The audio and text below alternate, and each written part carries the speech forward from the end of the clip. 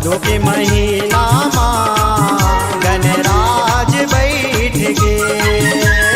भादो के महीना माँ गणराज बैठ गे।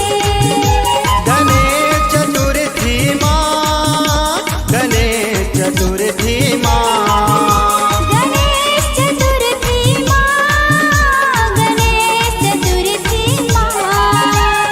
भादो के महीना माँ गणराज बैठ गे। भादो के महीना माँ गणराज बैठ गे। गणेश चतुर्थी माँ, गणेश चतुर्थी माँ, गणेश चतुर्थी माँ, गणेश चतुर्थी माँ। भादो के महीना माँ गणराज बैठ गे। देवा भादो के महीना माँ गणराज बैठ गे।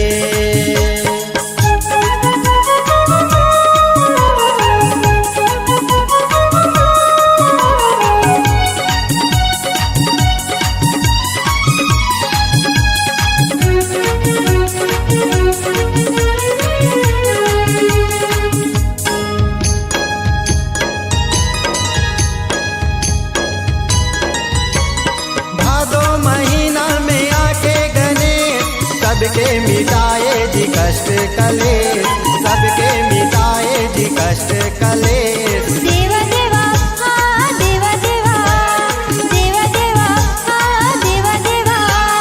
पूजा करत तोर देश परदेश, मुसवा संघा के बनाया अपन भेष, मुसवा संघा के बनाया अपन भेष। गौरी के लाला गा, गौरी के लाला गा, सबों के मन हर गे।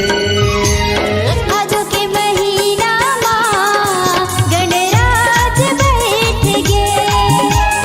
भादो के महीना माँ गणराज बैठ गे।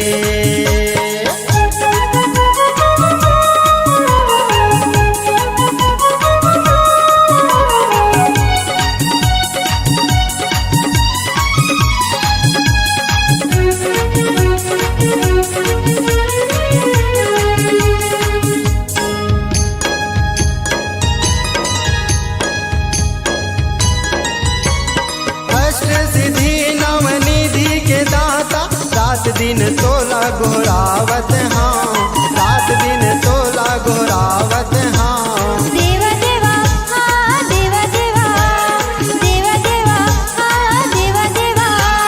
छोटू को सरिया के सुनले परन, हाथ जोड़े चरण मनावत हाँ, हाथ जोड़े चरण मनावत हाँ। मोरे अष्ट भुजा